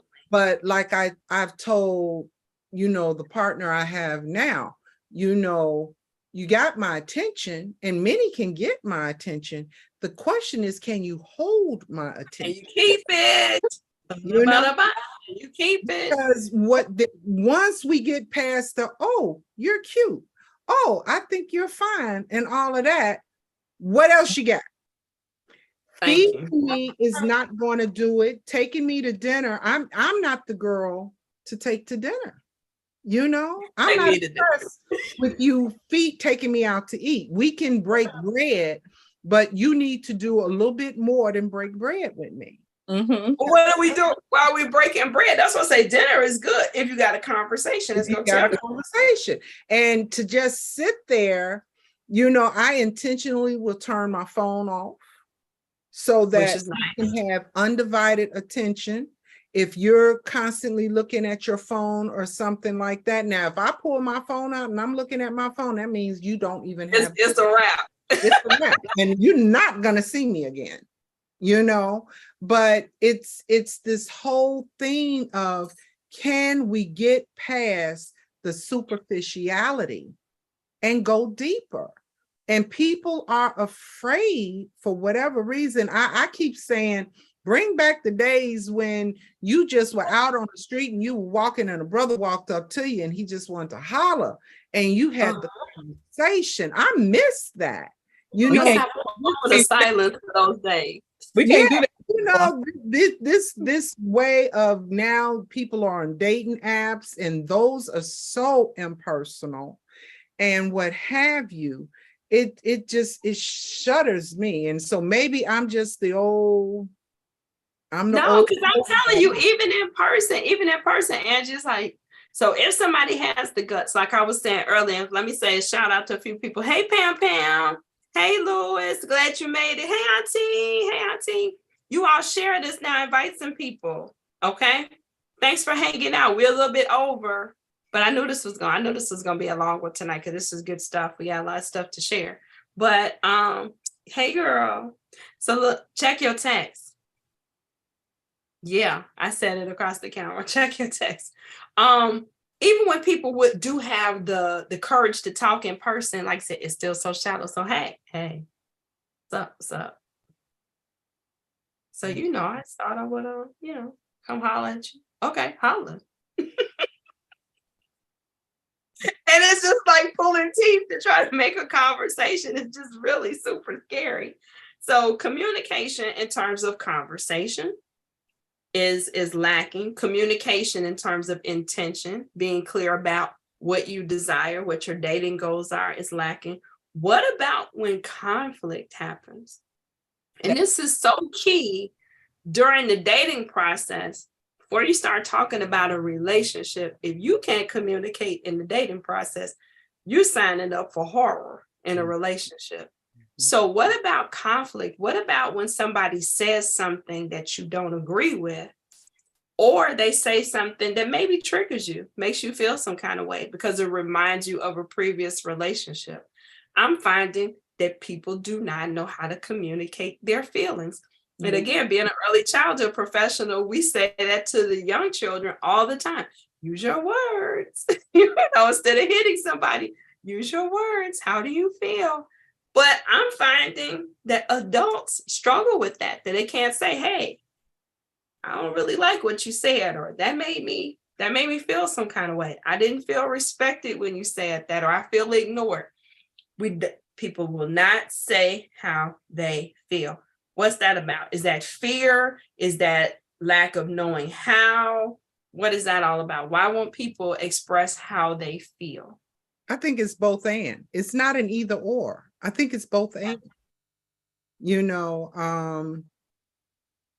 I think about how in my 20s and 30s, how I was afraid to express my truth, to be my truth.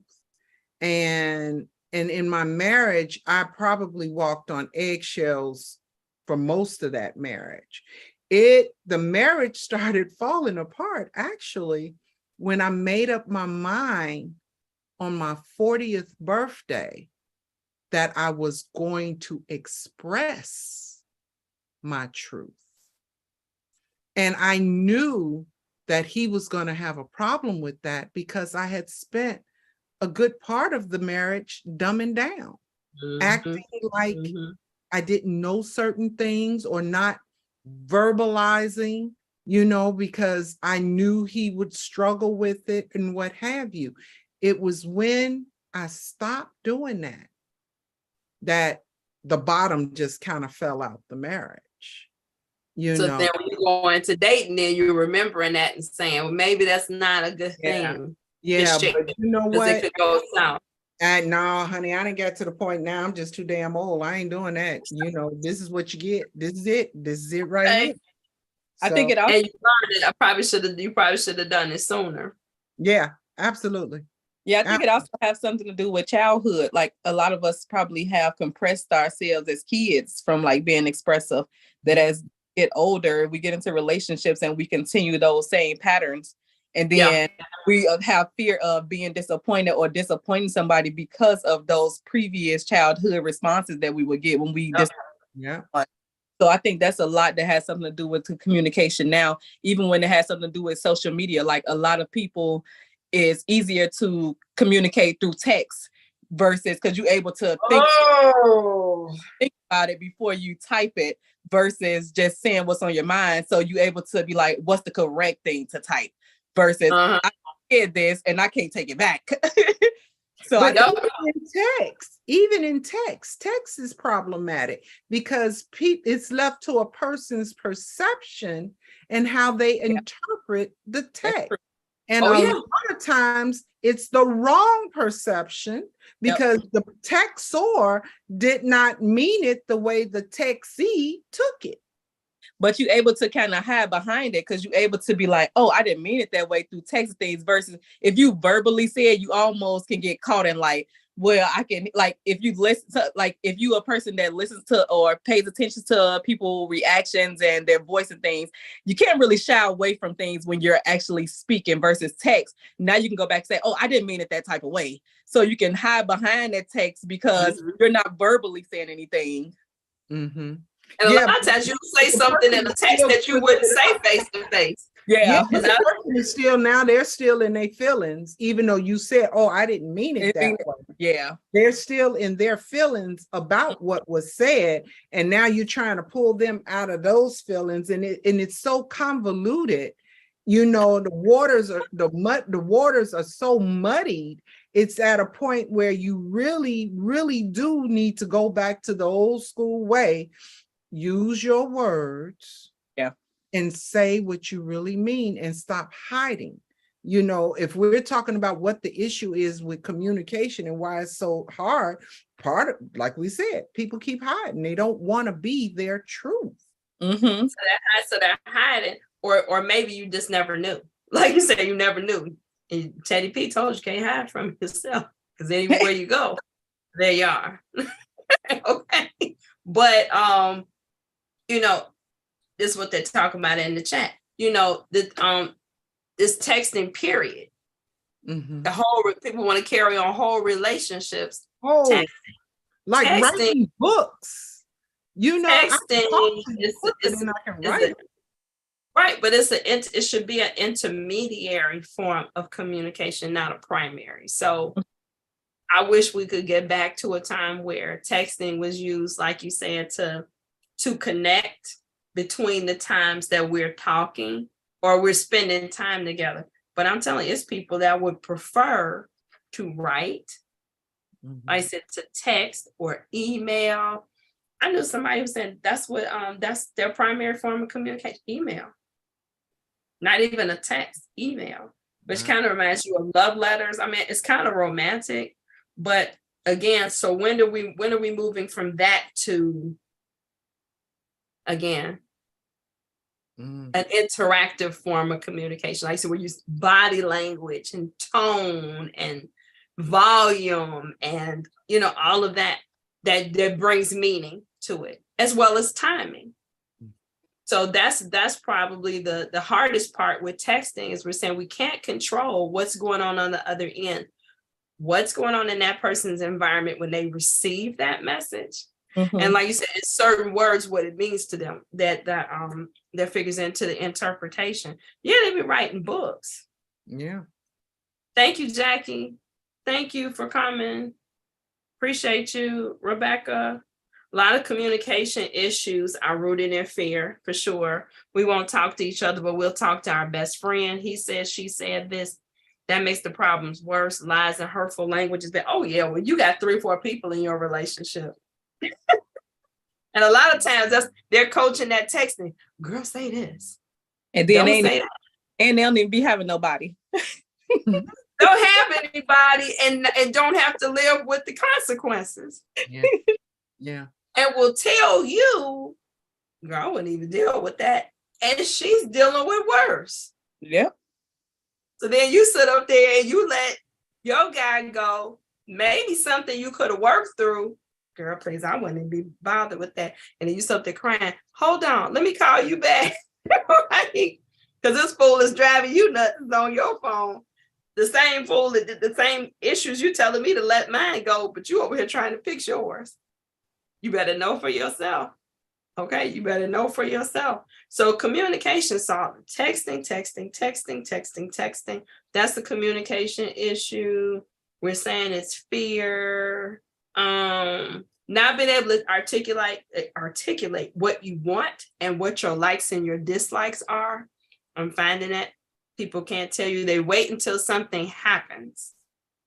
And again, that's not knowing yourself. Like I can tell you, I don't like lying.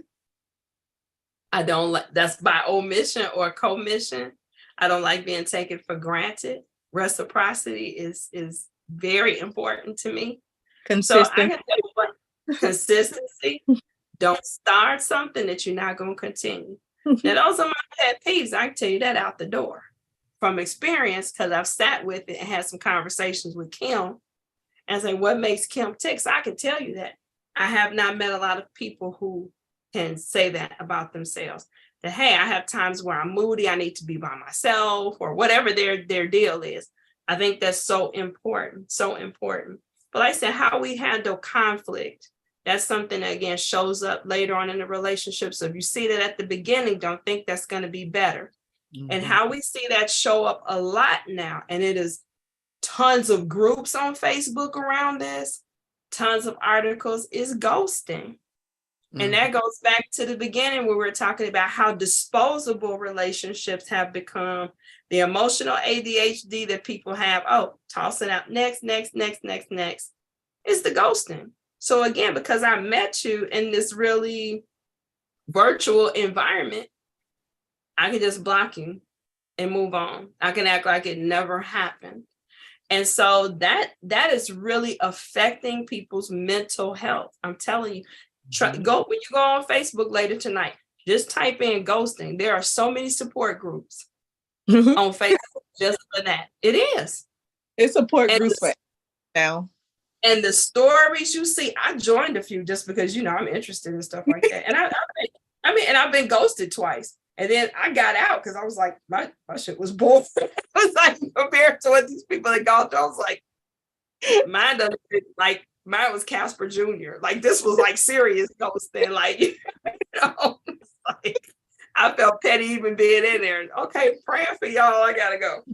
But this is a new thing, and so a lot of research is being done on why is this a phenomenon, and so many of the conclusions are coming back to because of how we meet and interface with people in a virtual environment. So if you're just a hologram on my phone, I can, you're not somebody I met at my church. We have to figure out, should I come in the side door or the back door? No. I didn't meet you in school. I'm gonna have to change my schedule so I don't run into this person. I don't see you. Mm-hmm. And you're gone. It's over. I delete your pictures, which I've always hated. I was like, people break up with something to delete the pictures. It happened. Mm-hmm. We were together at that time in the chronological history of my life, whether that was 1 week or a year or whatever. It happened. People, So just like we used to tear people's pictures out, I guess, out of the yearbook, people delete the pictures. So what's your thoughts about that? Ghosting? What's the root of that? Why do people do that? Why are we seeing so much of that now? And it's a problem. People start getting nervous the first time you don't answer the phone back. I'm just saying, for me, I don't know about anybody out there. If you've ever had a car repossessed, and I've had two, okay? If you ever had a car repossessed, when you walk out in the parking lot and you don't see your car right away, I get worried. And my car is paid for, okay? But I still walk out there like, oh, that it came from me again. And I'm like, girl, your car paid for. Just, use your remote and find the car. It's the same thing if you've been ghosted. First time they take too long and text you back, or take too long to call you, go, another one bites the dust. God, dog, what did I say this time? And it's like, oh, babe, I was just working late. Shoo, I thought you was gone. I thought you had ghosted me. Well, they ghosted you, because that's what the other ones did. That's how I feel. Yeah, like when you get blocked, you just be like, oh, my message didn't go delivered. What did I do this time? I'm trying to tag you. I can't tag you. I can't find you.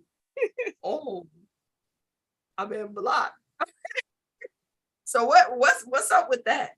And that's across the board. So you see that we all have some connection to that. What's that all about? Talk to me. I have no idea. I think ghosting is the most disrespectful thing anybody could do, you know. And I just have no idea, because I've always been the kind of person, if it's not working, speak about it, talk about it, or just say, hey, it ain't working. We ain't even got to have a long drawn out conversation. This ain't working for me. I'm cool. I think you're great. You're just not my great, and keep it moving. Exactly. Why don't we want to say that? I think it just goes back to that same thing that I was saying earlier about people, how do I verbalize it? People, they got to get you before they get got. So it's almost like, before I see the situational conversation or whatever we have not necessarily taking the best course. So let me go ahead and just ghost them before they ghost me, because I don't want to be disappointed or hurt. So let me go ahead and do the hurt and disappointment. But what if the conversation wasn't a negative? What if the conversation wasn't a negative? Everything was just kind of rolling along pretty nice. And then, you know, somebody just all of a sudden just decides, hey, I'm not. I think then it's more so internal on their end, that they just don't know how to verbalize and communicate their feelings. It's probably just something that is easy for them to just shy away from. And it probably goes back into, like I said, again, with growing up as kids, maybe they have the abandonment or detachment type issues that they don't really necessarily know how to communicate those things. So it's easy to just ghost somebody versus verbalize, because maybe they feel like they're not that important or anything to communicate. Or like I said, or can't handle disappointing somebody. And that's what several of the articles that I've said. And I think about how many men I've had that have said the hardest thing for them is to see a woman cry. And to make a woman or feel like they've made a woman cry. And so if I can avoid that, right, at any cost, I don't want to sit in that space and be the one. So I'd rather just walk away. And I know eventually you'll get over this. But I can't stand it's confrontation. I don't care how sweet you do it, it's still confrontation. I got to step away. I need a break, or I'm done. And they cannot deal with that. They cannot face the disappointment. Yep. Some of them are scared about retaliation, and they may have had a woman go off. You know what I'm saying? Take whatever. They may have been physically assaulted when they've tried to break it off. But that's what several of the articles that I've read have said is the confrontation. People are just saying, I don't want to have that conversation. I don't want to deal with the emotional fallout of it. I'm saving myself.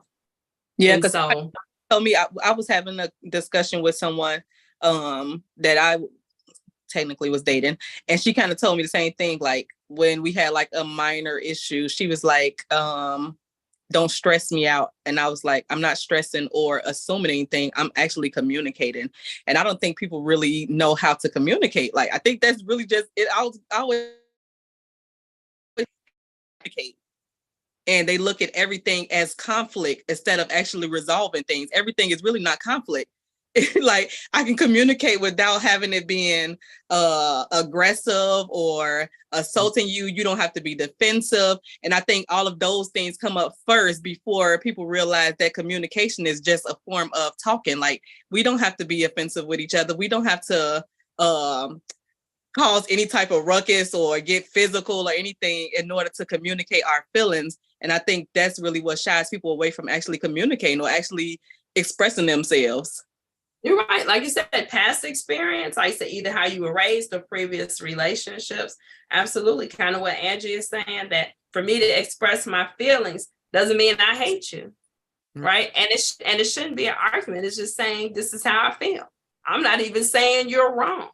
Or I'm just saying how I feel. And if there's no space to talk about your feelings in a relationship, there's no relationship. None.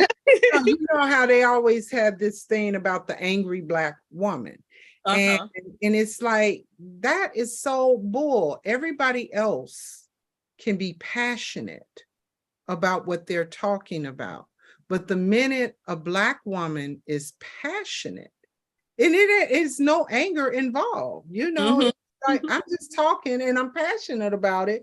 And you know, maybe the voice might go up an octave or two, but you know, So, it doesn't mean that I'm angry with you, because my anger looks very different from my passion.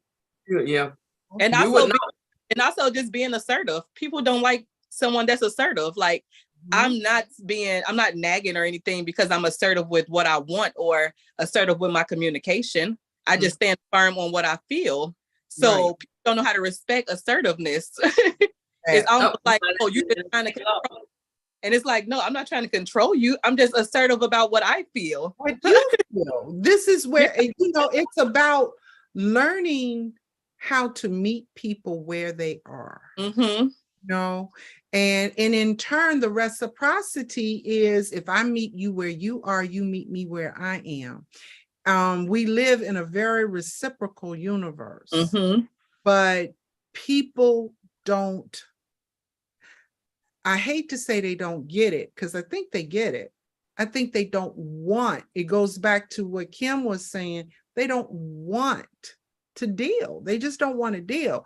And you could keep taking on the ostrich syndrome of sticking your head in the sand and having your ass exposed in the air. But that ostrich will get its ass kicked because you got the wrong parts exposed. Mm-hmm. Well, I need to get your head out the sand. If the only way I can get it out the sand is to kick you in your ass, I will. Now that's a pretty harsh thing. As it's easy. As people just like the easy road. They don't like taking a hard road of actually communicating. Like if it's easy for somebody to just be negative and say the worst things versus actually taking time to process and think about other options. Why would I think about something when I could just easily get myself out this situation and say something that's going to hurt somebody instead of actually processing my feelings and then communicating them? It takes more time and effort, and a lot of people just don't want to take time and effort for themselves. See, that looseness of hurting someone, that is so dangerous, because you never know when that person is at their breaking point. Have reached their limit. When you hurt someone, they'll mess around and hurt back. We got plenty of people that are doing time solely because somebody hurt them and they their breaking point and they went for them. And so, I mean, again, I teach this, you know, about the importance of being unapologetically yourself, but learning how to temper that, you know, and do the, if you get hurt really, really bad, because I've been even in these dating streets, I had somebody that really hurt me bad. And I had some girlfriends who they recognized, oh, she's hurt. And they jumped on planes and they came out here to make sure that she was wearing that orange jumpsuit. Right, that part. They because they saw that, oh, he's in danger. And the dude never knew how in danger he was. Oh. You know, because he really was in danger, because I was at my breaking point. And so if nothing else, for the men and the women, because there are brothers out here at their breaking point too. Absolutely. Treating their hearts all willy-nilly and rip. And then when the brother turn around and do something, then, oh, he's abusive. There's that piece of, there's verbal abuse, emotional abuse, financial abuse, physical abuse. Abuse shows up in so many ways. You know, and we have to stop treating each other like we are just disposable. If people don't have feelings at all. Like, I wish we could learn how to talk about, and I talk about this a lot in my coaching. If we could put the problem over there And we're not facing each other as the problem. But we're saying, here's the problem. So Mhm. here's you, here's me, here's the problem. Let's put it on the table. What are we going to do about that? Now, what am I going to do about you? Mhm. And Mhm. you, and you, and you. I Mhm. feel this way. This is making me feel like this. And then we say, here's the problem. What are we going to do about that over there? Mhm. And we both sit on this side of the problem. I've also had the opposite, where I'm not an arguer. Mhm. I don't like arguing. And part of that comes from my childhood. I didn't see my parents argue. I saw them have discussions. So I've been with people who are like, you just don't care because I won't argue. I'm not going there with you. If you got to start elevating your voice, I'm done. I'll have a conversation with you, not getting into those shouting match. I've been in a few shouting matches, taking me out of my body. And I'm like, I don't even do that. So now I'm at the point of no return. This is not good for me. And it's like, well, you must not care. Now I care deeply, but this is not resolving anything. That's not communication. When you get screaming at the top of your lungs, we're not accomplishing anything. Yep. Nope. Now it is nothing but hurt. Now you're attacking me. You're about to give yourself heart failure and everything else. And we still gonna have that same problem. So, we got to figure it out. Like I said, how to talk to one another, how to not make it be a confrontation, even when we disagree. Can we agree to disagree? Agree. We're not going to be on the same page with this. And this is one that I have struggled with, and I'm finally getting to a point I'm a little bit better. It doesn't have to be resolved today. Mhm. Mhm. So it's just like with the text and timing. Sometimes that text doesn't need to come right back. Sometimes you do need to take a moment to breathe, let that marinate with that person before you respond, or say, you know what? This is the last text response. The next response needs to be verbal. We need to talk. We need to be in the same place. So it's the same thing with, screaming and hollering and all of that. That's mostly because of the stress of, we're going to fix this today. Some stuff just can't be fixed in that day. You need to walk away. Let me walk away. We come back to it. That's friends, that's lovers, that's family. That's across the board. We have exhausted our time tonight, and I did not get to any solutions. And I had 10. I had 10 solutions. Looks So like I don't do. Yeah, we're going to have to do a part 2. Every time my big sister, I don't know if she get it. Every time my big sister come on here, I end up doing a part 2. I'm not saying nothing, and she did good tonight. And I didn't even talk that much. I know you shared the mic real good tonight. I'm just messing with you. But I do have 10 ways that we can balance this and try to deal with the dating dilemmas that we're finding out here. Lack of socialization, lack of intention, communication issues, being judgmental, and et cetera, et cetera, et cetera. But those are kind of the big ones that came up. So I will not be here next Friday because I'm gonna be in Norfolk partying with my youngest daughter. I'm gonna go check in on her. So the 10th we'll be back, and I'll talk about those solutions to the dating dilemmas. But I want to thank my 2 lovely sisters for joining me, Sister Yao Yafumike and my little sister / cousin Shar Cook. Thank you so much for your first time out, girl. You did good. Thank you. Talking to the people, right? You kept it real. You were flat-footed, 10 toes down, told people what you thought. I loved it. So if you all can join me for the solutions, that'd be great. We'll talk about it. Okay? All right. For those of you who came in, most of the regulars were here. Rebecca from Philadelphia. We had Pam from Tennessee. We had, oh my God, Lewis is here. Jackie from Florida. I mean, we bi-coastal, everybody. Auntie Marion, the whole crew. Doc Sexy, she left already. Sister Emma, peace and love to you and Rasta out there. Thank you all for coming in tonight. Another Friday night. Sherry Berry, I don't know if you're still out there. Thanks for coming in, sis. Appreciate you all. For those of you who are new to the show, you can find me on Facebook, Kimberly A. King. You can also find me on the Complete Suite LLC on Facebook. If you need life coaching, you want to talk about your relationship stuff, I'm your girl. You want to find another job, you tired of your boss? I do career coaching too. You can hit me up on there or on Instagram, the Complete Suite LLC. We can get you married.